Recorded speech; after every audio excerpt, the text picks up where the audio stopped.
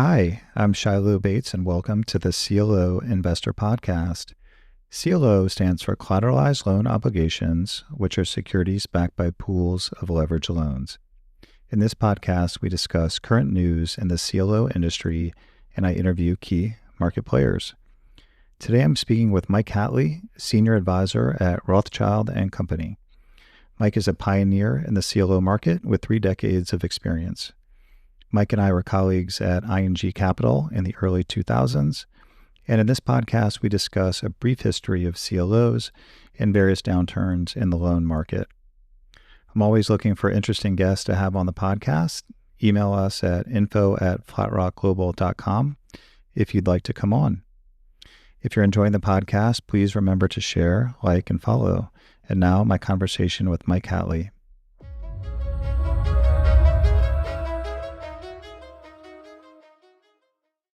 Mike, thanks for coming on the podcast. My pleasure, Shiloh. Thanks. Why don't we start off by talking about where you are now before we get into the history of CLOs? I'm at Rothschild Co. in a group called Five Arrows. That's the alternative assets arm from Rothschild Co. Five Arrows has more than 29 billion euros of AUM and has offices in London, Paris, New York, Los Angeles, San Francisco, and Luxembourg. I'm based in the Los Angeles office. Five Arrows does corporate private equity, both on the primary and secondary fund investing side. It does co-investments, and it does senior and junior credit. We're on the credit side. We're a CLO issuer and have roughly $3.6 billion of assets under management at this point. Okay. So how many CLOs is that? We currently have 9 CLOs that are reinvesting and are about to open a warehouse for a 10th CLO. So you're a broadly syndicated CLO manager. I think there's maybe 130 plus different CLO managers out there. What are some of the ways that you see yourself as differentiated in the market? I think we have probably one of the more experienced investment teams in the market. I've been involved in the CLO market since 1997. So I've seen a lot of iterations of CLOs and a lot of changes over those years. We've got very, very low staff turnover. Well, the last analyst that left us retired a few years ago. But before that, I think the last analyst that left us was in 2017, maybe 2018, somewhere along that line. So people tend to stick around. So that's helpful. It's helpful being part of a global platform like Rothschild Co. We have our team that's on the ground in LA. There's also a team on the ground in London that does euro-denominated CLOs, and we talk to those guys on a daily basis. And I think just the fact that we have a long-term 20-plus year track record of outperformance against the various loan indices. So I guess good returns is ultimately the best differentiator out there. I think so. It definitely helps. So why don't we start with the beginnings of your career? Did you start off working for a bank before you transitioned to the loan market? I did. I worked for a commercial bank when I got out of grad school. I worked for a bank that was originally called United California Bank that renamed itself First Interstate Bank. And I worked there for about 9 years and did the traditional, back at that time, about a 1-year training program where we went through credit training. We worked in a branch for 3 or 4 months. So I got to open new accounts. I got to be a teller. I got to load the ATMs with cash and process the deposits out of there. It was interesting. It was interesting learning that stuff. So did that. And then I worked in the national lending division there for a number of years. I actually went back and ran the credit training program there for a couple of years. At the end of my career there, I was working in the correspondent banking group. So my clients were other independent banks in California. So then when did you move to the CLO market? Well, before moving to the CLO market, I moved to the retail loan fund market. So the first retail loan fund was called Pilgrim Prime Rate Trust. And that fund started in 1988.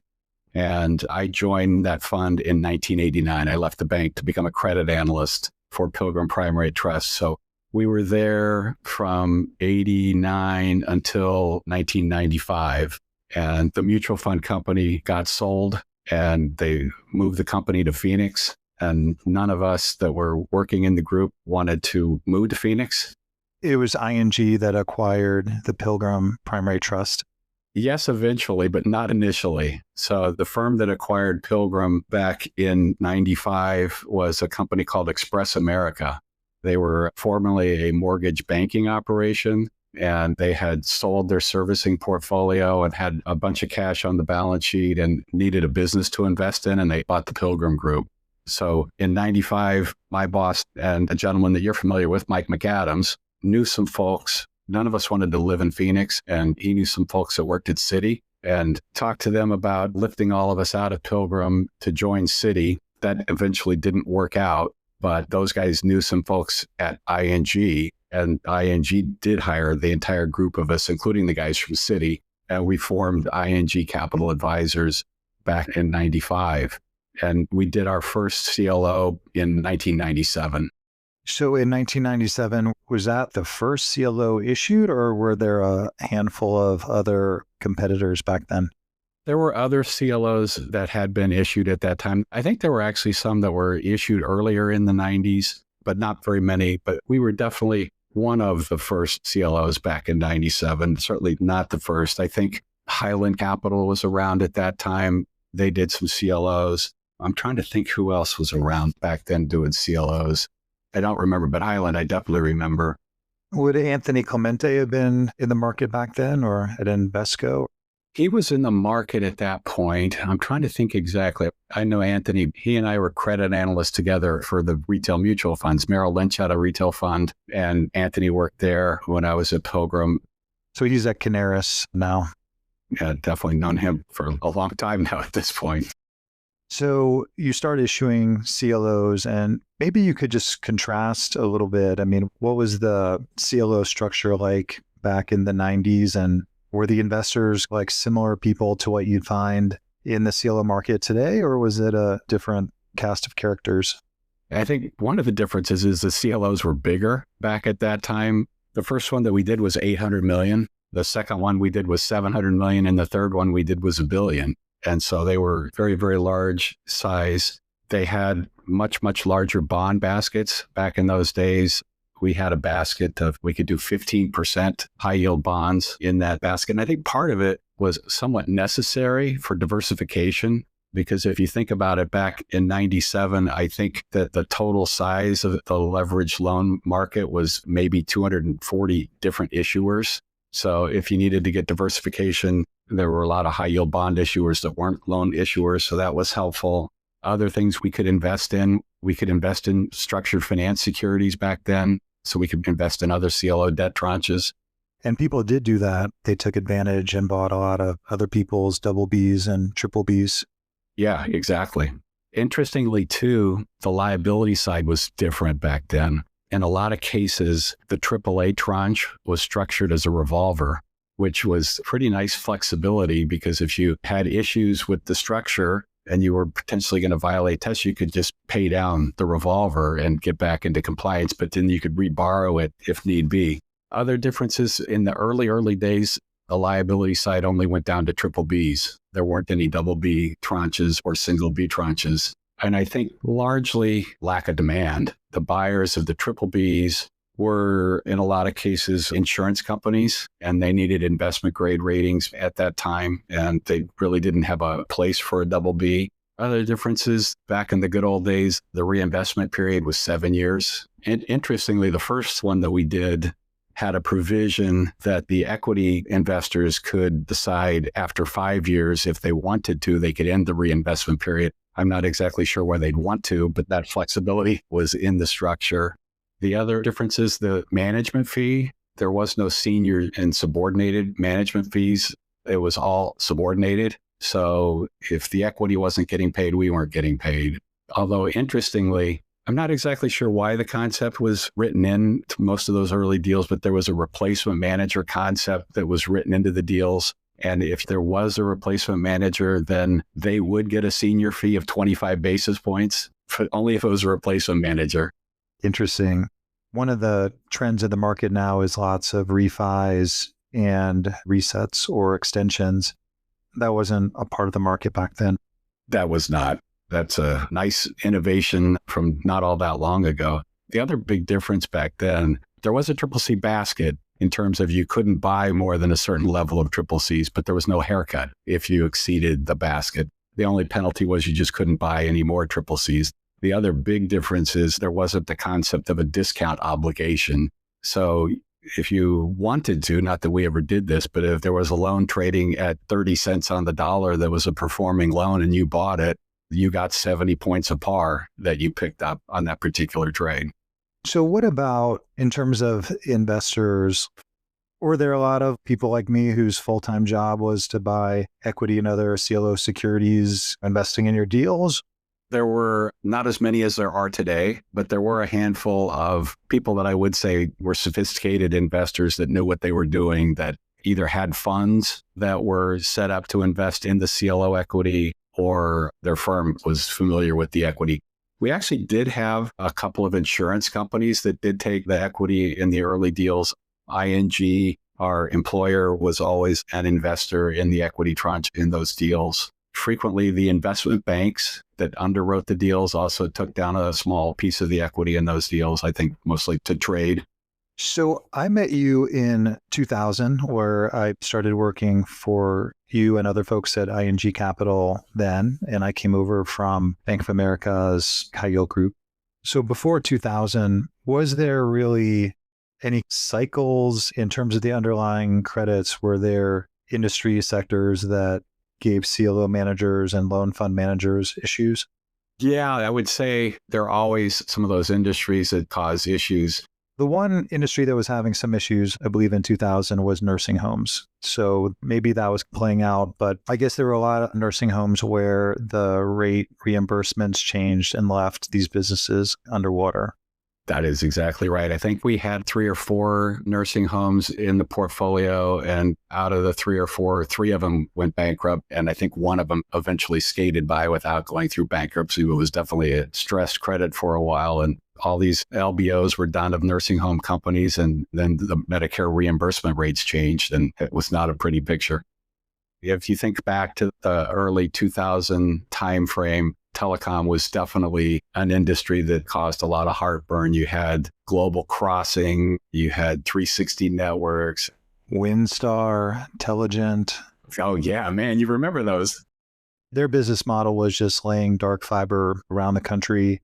There's a lot of enthusiasm for growth in internet traffic. And the reality is, from the perspective of the first lien senior secured loan, that was really only, in a lot of cases, 15% or 20% of the capital they raised. So if you think of that, roughly equivalent to you're lending 15 cents on the dollar as a first lien lender. So for you to see a default there or be impaired at that loan to value, that's really surprising for a lot of people. So building out these networks was a pretty big part of the loan market, and recoveries in a lot of cases would have been, 30 cents on the dollar or even less. And that's brutal for CLOs, because in first lien loans, you're expecting back then maybe an 80-cent recovery. It was painful. And what made it doubly painful was, like I said, we had 15% high yield bond baskets in those deals. So we're sub-advised by another manager. And telecom bonds were a big part of the high yield bond market. And those recoveries were, in many cases, even more brutal than the recoveries in the loan market. So that definitely was not helpful. So then in 2000-ish area, one thing that I think was helpful was just the financing costs of CLOs. So back then a AAA was SOFR plus, well, LIBOR was the base rate, but LIBOR plus maybe 24, 25 bips. Yeah, certainly by the time we got to 05, 06, 07, it was 24, 25 bips. The first CLO that we did back in 97, it was LIBOR plus 30 and a half bips for the AAA on that one. Let's bring that back. Yeah, exactly. The second one was LIBOR plus 45 bips. So definitely having cheap liabilities was very, very helpful. One of the things I was also looking at in Bloomberg was just that in the beginning of 2000, LIBOR was high. LIBOR was 6%-ish for the early part there. Exactly. So that definitely helped the equity returns for sure. So then in the early 2000s, how much of the loan market is CLOs versus the loan funds or the total return swaps, which I think also merit a comment? Oh, the total return swaps. Those were really hot back in the day. The ones that we managed were the old Chase KZH structures is what they were called. And they were effectively market value structures that were 5 times levered. And the leverage was rated triple B by Fitch, and the insurance companies loved those structures. I think Chase did $20 or $30 billion worth of those KZH structures, and we had 3 of them that we managed. And the largest one, unbelievable as I think about it now, was $1.3 billion market value structure. So they were hot for a while when you had pretty low volatility in loan market prices. Which we had in the early to mid to late 90s. And then you got some volatility that came into the market with the telecom and the dot-com crash and all of that volatility in the markets. And those structures started to underperform a bit when market values came crashing down. So in the total return swap, it's basically like a mark-to-market margining where every day or month or whatever it is, you report the market value of your loans. And if there's too much price depreciation, you need to cure it. And the ways you could cure it would be either putting in more equity or selling to delever. Those are the options. So very different from CLOs today. There's no mark-to-market margining. The only prices that matter in CLOs would be a defaulted loan. The price matters. If you have excess triple Cs, some of the prices matter. But people were comfortable with this structure back then. I guess to your point, that you just hadn't seen a lot of volatility in these first lien loans. And probably the thought of getting a margin call just wasn't really on the top of anybody's mind. Oh, definitely not. I was just looking back at some of the statistics from in that time frame, and between January of 92 and December of 97, the average monthly return in the loan market was 71 basis points. And out of that, there were only 4 negative months in all those years of loan returns. And every time there was a negative month, it was followed by a positive month the following month. Then 98, you had the Russian debt crisis that caused some volatility to come into the market. Then, like I said before, you got the dot-com bursting and you got the telecom. And as you brought up, the nursing homes, that was another sector that blew up and started some volatility in the market as well. So then let's fast forward to the period pre-GFC. So my recollection of that market is tons of demand for leverage loans, not enough loan supply, loans repricing tighter, and generally a pretty low default rate. Is that how you characterize the pre-GFC period? I would definitely characterize it that way. And we did a CLO in 2001. And the deal was called by the equity investors in 2005, right after the reinvestment period ended. That had a short reinvestment period because it was a deal that was done post 9/11. And there was some volatility, obviously, in the market after 9/11. And when we called that deal in 2005, I think it was the summer of 2005, spring, summer, somewhere in that time frame, we sold the loan portfolio, a $400 million deal, I think at a price of about 101 for the entire portfolio. So loans were really hot in that day. I was looking at that not long ago. There were a number of the loans. We did a BWIC. That's the auction process where you put out the loans for sale? Exactly. And in contrast to the typical BWIC that's not done today, we did it where it was all or none. You had to buy the entire portfolio. The reason we did it that way is because we knew that we weren't going to be able to get all the loans to settle on an assignment. But the long-term problem of the loan market is settlements take more time than they're supposed to. And we knew that it would be a challenge to get all the loans to settle by assignment in time to pay off all the liabilities. So we figured if we had one counterparty, we'd do a master participation agreement, and that would solve the settlement issue. It worked fine. And some of the individual loans were over 102. It was amazing. Interesting. I remember when I was committing to loans back then, a lot of times we would be committing something like 50 million across different funds, and allocations would be maybe 20 million or something like that. So you get way cut back. And then you could buy more in the secondary, but you'd have to pay up for it. It's par and a half or something like that. So the incentive was to participate in every deal because almost every deal traded well and traded up. So even if you didn't like it, you could make a little gain, sell it to somebody else. Exactly. And we certainly did some of that back in that time. We're okay with this one, and we can hold it for a month or two or sometimes less. So getting into the GFC, a lot of people think of the beginning of GFC as the period where the Bear Stearns mortgage hedge funds collapsed. In the loan market, is that when it starts in your mind, or do you have another event where the warning signs just went really elevated? I remember going to one of the conferences back, I guess it was even before Bear Stearns blew up.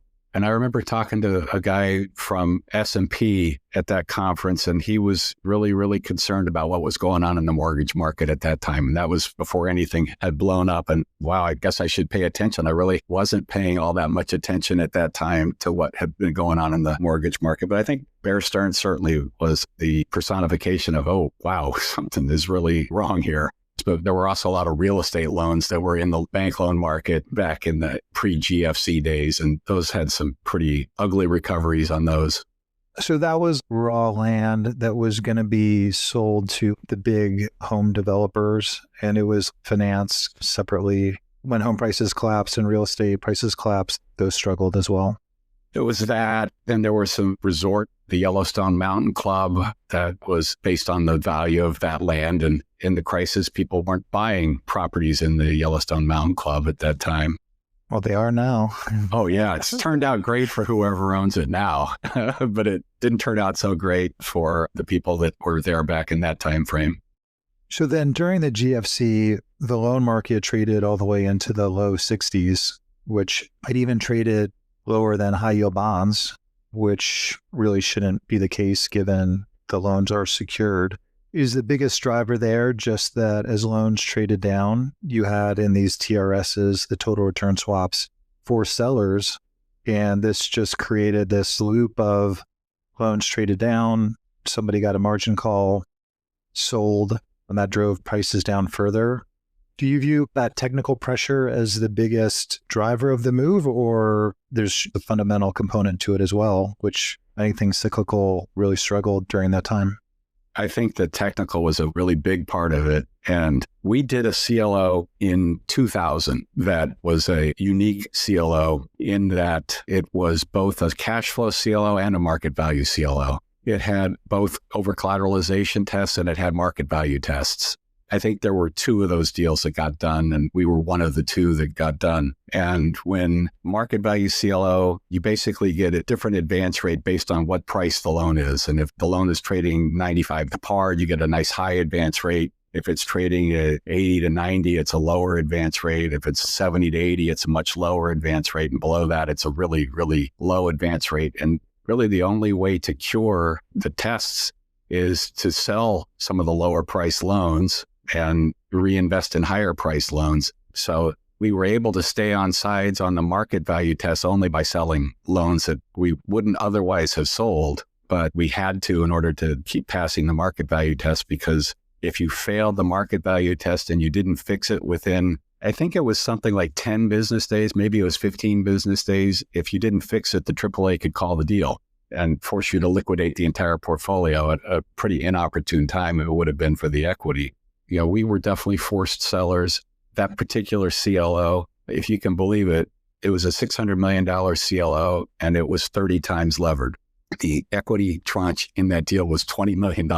So it was an interesting structure, that's for sure. So we had to sell a bunch of loans that we didn't want to sell. And we started failing the over-collateralization test as a result of that. But we kept passing the market value tests. And I think there was about a 2 to 2.5 year period where the equity didn't get paid anything. But when market values recovered and we were able to buy some things at pretty nice prices, at the end of the day, I think the equity ended up getting a 6% IRR, which we felt pretty good about given the dark days where they weren't getting paid for 2 years. Well, I think one of the attractions for me of CLO equity is that even in downside cases or scenarios, returns tend to either be mildly positive or maybe mildly negative. But in CLO equity, you're probably not going to double your money unless you buy something in a really discounted market. But on the other hand, your downside has a floor to it as well. So then your CLOs, there's no mark-to-market margining, there's no forced liquidations, but the worst thing that happens to you in the equity is that payments are missed. So the profits of the CLO, instead of going to the equity, they're used to either buy more loans or to delever the CLO. Is that what were you experiencing back then? the CLOs that we did in '06, '07. So the group that was ING Capital Advisors, we effectively did a management buyout of the group in 2005 and formed a firm called Westgate Horizons Advisors. And we did 3 CLOs at Westgate before the crisis and did 2 of them in 2006. And we did 1 in 2007 before the crisis really hit in earnest. And those CLOs in the crisis, we did have 1 CLO that missed 1 equity payment. And it was not the reason you would think. It wasn't because we had a whole bunch of defaults in the portfolio that caused the over-collateralization tests to break. The reason that we had 1 missed equity payment was because when Lehman Brothers failed in '08, in what was that, October, LIBOR spiked. And we were unfortunate enough that the liabilities in that CLO rolled over on the day that LIBOR peaked. So we locked in really, really high LIBOR on our debt tranches. And none of the loans rolled over their LIBOR contracts on that date. And we had others that had locked in at the end of September. So we had a mismatch on the LIBOR. So we failed the interest coverage test, which is the only time that's ever happened in my career. It was very annoying because there wasn't anything that we could do about it. So we missed an equity payment. But there were a lot of deals that were in the market at that time that had enough defaults. And I'm trying to think back. We did have the concept of the triple C haircut back in those days. I think that had come in at that point. So you had enough defaults or excess triple Cs that there were a number of CLOs that did miss an equity payment or 2, but they were able to generally reinvest in new collateral and get those tests back on sides after a period of time. When I started investing in CLO equity, I think one of the biggest criteria that people used in my seed was looking at a firm and just saying, hey, how many distributions to the equity did you miss during the financial crisis? That was probably a top 3 metric people were using. Not so much anymore because GFC is quite a number of years back. So it doesn't, but there are a lot of firms that weren't around. Or it's different people now anyways. But closer to the GFC, that was certainly a top metric. So the loan market, it hits its low at 60 cents. And then as the loan market rallied, was it a quick recovery or was it a multi-year time period to feel like the market was normal again? No, I think it was a pretty quick recovery. I think the all-time best year for loan market returns, according to the indices, was '09. '09. Yeah, it was up 50% in '09. So that was incredibly helpful to have that bounce back in the market. So the market bounces back, and then 2 other things I think really benefit CLOs. One is the introduction of LIBOR floors. So back then LIBOR was it 0 or? It never got down all the way to 0, but I think it did get down to 25 basis points or so at one point. Yeah. So basically the LIBOR floor is giving the owner of the loan additional income, saying, hey, the loan is LIBOR plus a spread, but if LIBOR is lower than the floor, we'll call the floor LIBOR. So that resulted in a lot of incremental income into the CLO. And then new loans, when they were issued, just came at really wide spreads. So you're adding new issue loans at LIBOR plus 450, 500. Exactly. That was so helpful. And we had liabilities locked in for a 7-year reinvestment period. And the AAAs were 24, 25 basis points. The total cost of funds was 60 basis points or something. It was fantastic. As old as I am in my career, I've never seen anything like it again. But it was a fantastic time. The other thing that was really, really helpful back in those days is those CLOs had the ability to invest in debt tranches of other CLOs.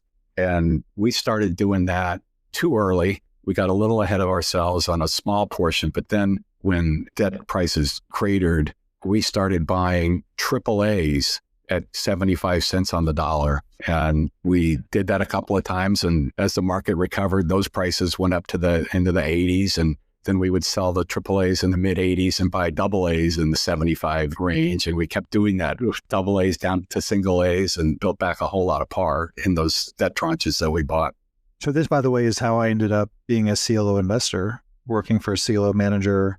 Instead of buying corporate credits to go into the CLOs, we saw this opportunity. We started buying triple Bs and double Bs of other people's CLOs and putting them into our CLOs.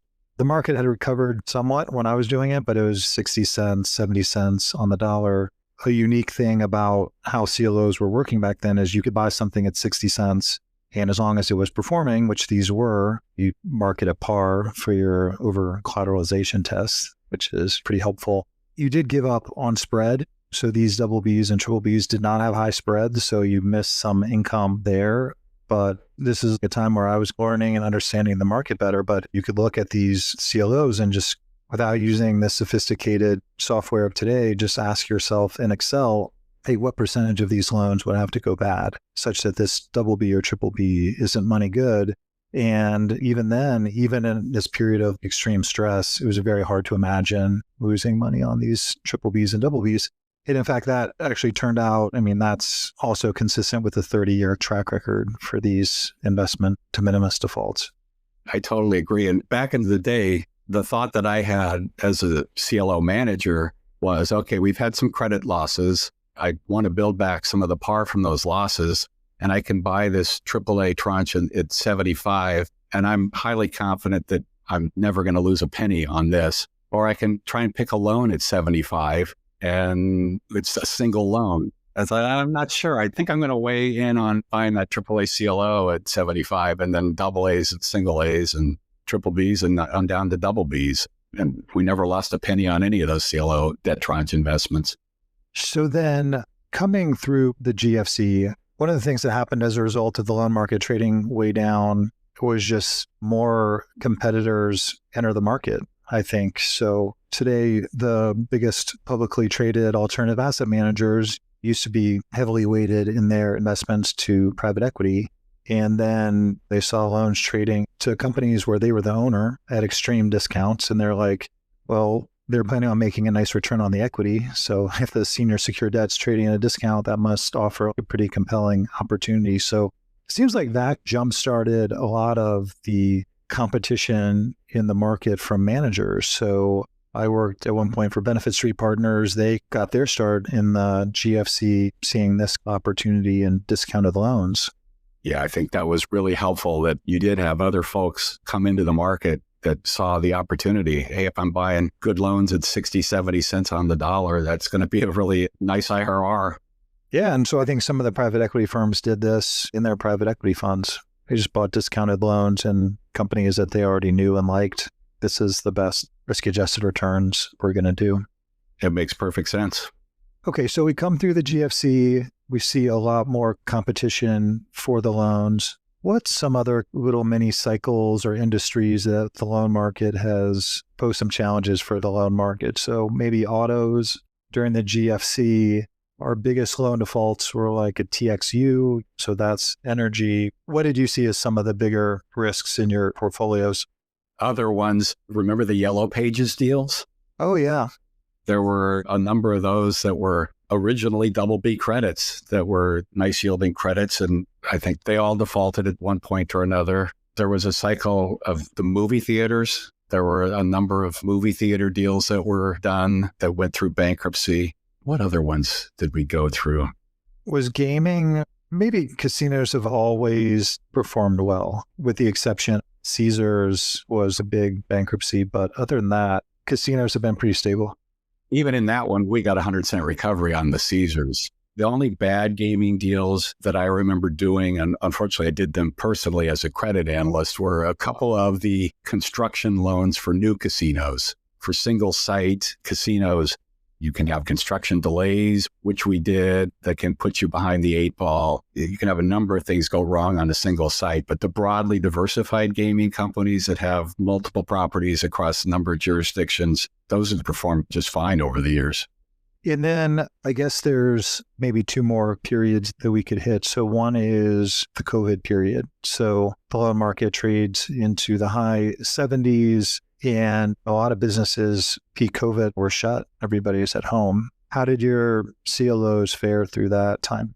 We took some hits during that time. We were, I would say, a little bit overweight in the leisure sector. And the leisure sector, certainly when you can't go to the movies, the movie theater credits are not going to do well. When you can't go to the gym credits are not going to do very well. So we definitely had a period in a couple of the CLOs, couple of the older CLOs had already been through the energy cycle where some of the oil and gas credits that had gone bad in the, 2015 timeframe. Oh, yeah, we didn't hit that, the 2015, 2016 oil and commodity price downturn.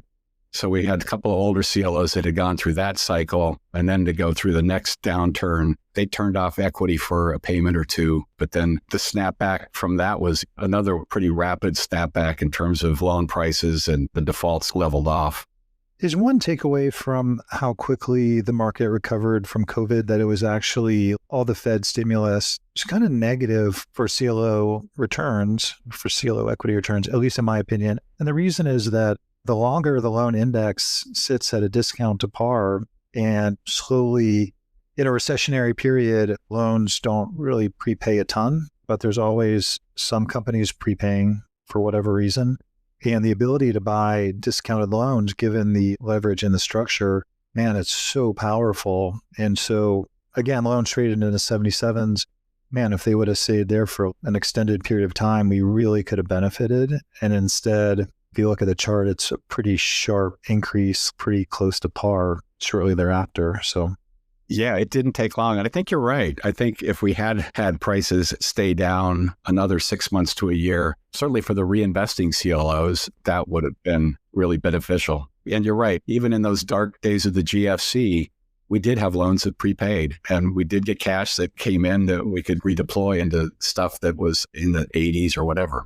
It's funny, I almost forgot the commodity price downturn. So 2015, 2016. I'm like a little surprised I forgot about it because I think it has some similarities to today's market in that 5% roughly of CLOs that had heavy exposure to oil and gas or another commodity.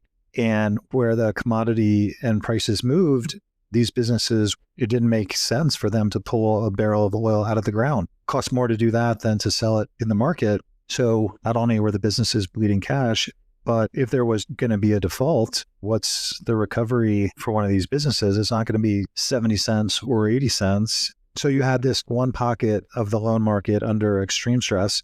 And unfortunately, the other 95% of the market was doing great. It was like a par market. And what really benefits me as a CLO equity owner is when we hit a recessionary period, I want all loans to trade down.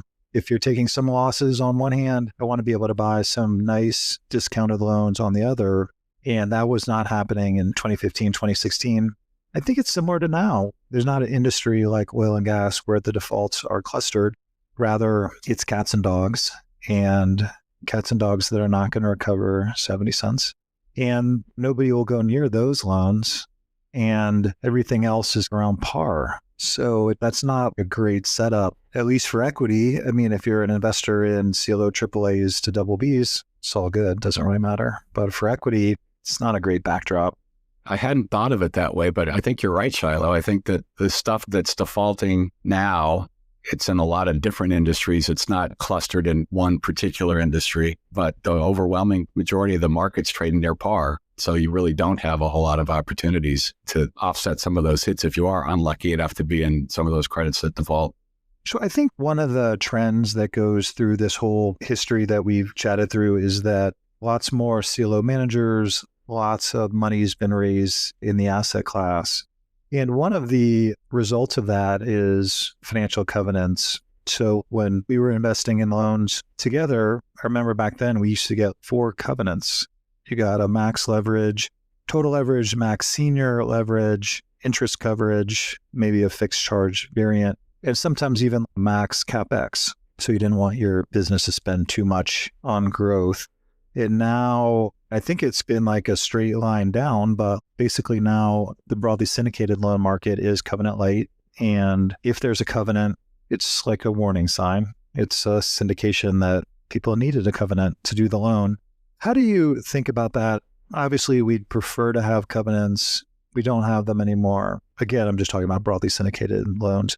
Is it material or how do you see it? I don't think it's overall material, but I'm with you. I definitely love the time when we used to get covenants. I think where it is material is when we had covenants and you had a borrower that was in danger of tripping a covenant. you would get back to the table and there would frequently be an increase in the spread, or there would be a fee to waive the violation. So we definitely, in the GFC days even, a lot of the benefit that we got was from doing amendments and bumping up spreads and getting fees. I think that helped. I don't think covenants necessarily prevented defaults. You could still have defaults of companies that had covenants there. I'm not sure that the recoveries were necessarily any better when we had covenants, but all things being equal, I would certainly prefer to have them in the credit agreement. Sure. You have a lot more experience on this than me, but my experience was when borrowers were busting covenants back when we had them, that yeah, to your point, you charge them 25 bips, you reset the loan to a higher spread, but the company's ability to pay the higher spread was in question. Sometimes you actually didn't raise the spread because you're like, well, liquidity is tight. So it was beneficial to the economics of your return, but at the end of the day, whether or not the business defaulted or not was independent of the covenant. In fact, there probably aren't a lot of businesses that have been saved by bankers sitting around a big conference table telling the CEO and CFO how they need to run their business. I think that's exactly right. That would surprise me. It was that smart banker that came up with the key. Yeah, somebody from outside our industry who's never worked a real operating job in his life had some great ideas. Exactly. Never had a manufacturing job. So then maybe related to covenants, another big trend going this 30 years is loan recoveries. So if you had asked in 2000, when we started working together, I think 80 cents was a good recovery for a first lien senior secured loan. For a lot of the last, well, I think in CLOs, if you invest in CLO equity, you assume a 70-cent recovery. I think that's been kind of a standard maybe for the last 15 years or so, maybe 10 years, but people are transitioning away from 70 to a lower number. So what do you see as the driver there? And is there any reason for optimism? Oh, that's a good question. I think part of the driver of the lower recoveries now is one of the topics we haven't really discussed, the LME transactions, where people are exploiting weaknesses in the documents to effectively lender on lender violence, if you will. And if you're in the group that's putting in the new money and getting preferential terms, then your eventual recovery is going to be better than the rest of the poor guys that were not part of that group. So I think that's hurt recoveries overall. So there's a whole industry of lawyers who take the credit agreement between the borrower and the lender, and they try to give the borrower some flexibility that's to do things that are not in the interest of the lenders. To your point, there can also be lender on lender violence where different lenders have different recoveries. Obviously, that's huge in terms of recoveries. But is there anything besides that? Is there any economic reason? If the loan documentation hadn't changed to benefit the private equity firms, would recoveries still be in the 70-cent area, or is there something else to it that's working against us? That's a good question. And I honestly don't have a good answer to that one. I'd have to do a little work and take a look at the specific loans and the recoveries on those loans to see why this loan recovered only 50 instead of 70 or 80. Do you think, rewinding the clock, that the loan to values might have been a little bit lower in the past? So today, a lot of businesses are just, it's a first lien only capital structure. So that's maybe 50% of the acquisition in first lien debt, 50% in equity. And that maybe if we were talking 15 years ago or before, that it might have been 40% first lien debt. And then maybe you had a second lien or a bond, and maybe the difference between lending at a 40% loan to value and a 50% doesn't sound like a lot, but if you do the math and just look at a recovery, that 10 points would be, well, it's more than 10 points. But is that part of it, do you think? Or I think that's a very good point. The capital structures today, we definitely see a lot more loan-only structures. Back when we were working together, there were frequently unsecured debt below us as well as subordinated debt below us. So there were more layers of capital to absorb the loss in a default. And now it's all on the loan to absorb that loss. Is there any advice or anything that you could share from your long career? That's a great question. I think the one thing that I've learned over a number of years of seeing a lot of different innovations in CLOs is don't be the first manager to do that innovative new CLO structure, like the one that I told you about earlier, that was the hybrid cash flow market value CLO. We thought, hey, this is really cool. We're one of the first managers to do this thing. And I sure would have liked it better to let a couple of other managers be the ones learning what are the things that we didn't think of when we agreed to do this particular innovative structure. Mike, my closing question is always describe a CLO in 30 seconds. Explaining a CLO in 30 seconds is a pretty tall task, but I'll give it a crack. A CLO is like a specialized finance company that makes hundreds of commercial loans to companies like American Airlines, Avis, Chobani, DraftKings, to name a few that are in our portfolios. It gets the funds to make these loans by issuing multiple classes of debt to investors like banks and insurance companies. The safest, highest rated classes of debt are paid first and carry the lowest interest rates. Every quarter, after collecting all the interest income from the loans, interest payments are made to the debt holders, and whatever is left over goes to the owners of that finance company. That was, I think, pretty close to 30 seconds. Good stuff. Well, Mike, it was great to see you. Thanks so much for coming on the podcast. Really enjoyed the conversation. Me too, Shiloh. I'll always enjoy chatting with you.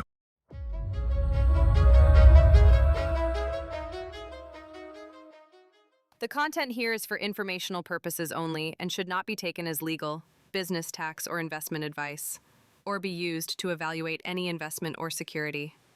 This podcast is not directed at any investment or potential investors in any Flatrock Global Fund. Definition section. Payment in kind or PIK refers to a type of loan or financial instrument where interest or dividends are paid in a form other than cash, such as additional debt or equity, rather than in cash. A covenant refers to a legally binding promise or lender protection written into a loan agreement. Secured overnight financing rate. SOFR is a broad measure of the cost of borrowing cash overnight, collateralized by Treasury securities. The global financial crisis, GFC, was a period of extreme stress in the global financial markets and banking systems between mid-2007 and early 2009. Credit ratings are opinions about credit risk for long-term issues or instruments. The ratings lie in a spectrum ranging from the highest credit quality on one end to default or junk on the other. A AAA is the highest credit quality, a C or a D, depending on the agency. The rating is the lowest or junk quality. Leveraged loans are corporate loans to companies that are not rated investment grade.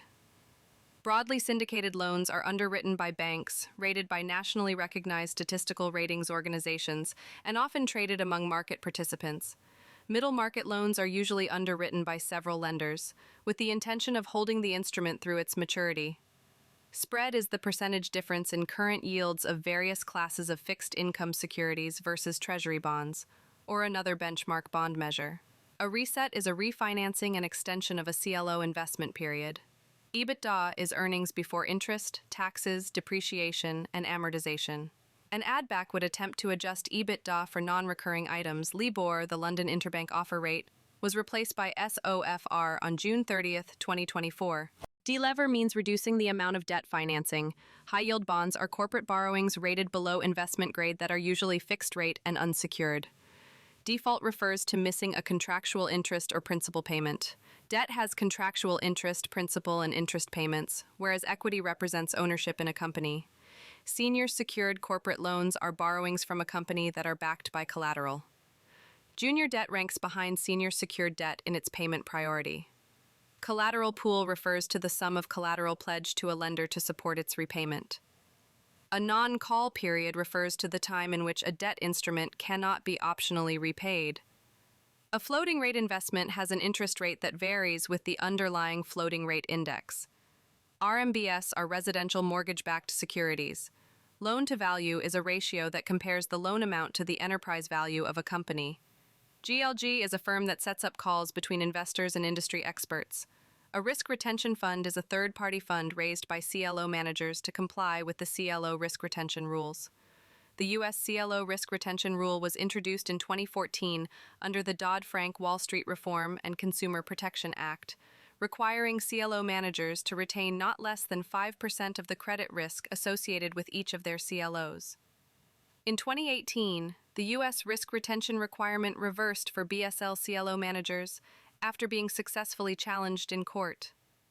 LME stands for Liability Management Exercises, which are strategies often used by sponsors or select lenders to restructure debt obligations of distressed companies in order to avoid traditional default proceedings. FlatRock may invest in CLOs managed by podcast guests. However, the views expressed in this podcast are those of the guest and do not necessarily reflect the views of FlatRock or its affiliates. Any return projections discussed by podcast guests do not reflect FlatRock's views or expectations. This is not a recommendation for any action, and all listeners should consider these projections as hypothetical and subject to significant risks.